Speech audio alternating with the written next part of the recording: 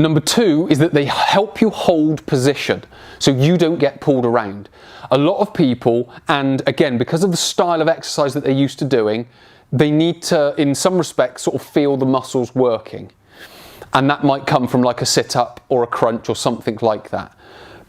But with the kettlebells, when you come down into this position, what you can see sometimes is this type of thing happening, is the body moving like so. Now all that's doing, that's just counterbalancing where the weight goes.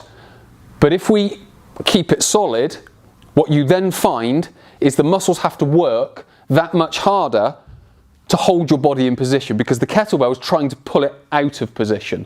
So the strength and stability comes by maintaining that upright position. If we make it a little bit more dynamic again, and we sort of bring it round and come up, again, we're using more muscles, more of the body.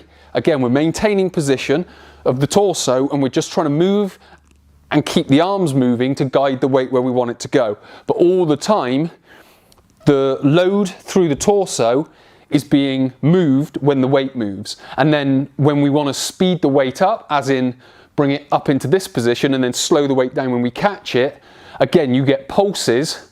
So not only is it moving around as the weight moves around, but as I get to here, it's got a pulse, and then it's got a pulse again when I catch it. So you get this pulsing nature and this movement nature as we move the weight around, but most importantly, as we keep the body solid as well.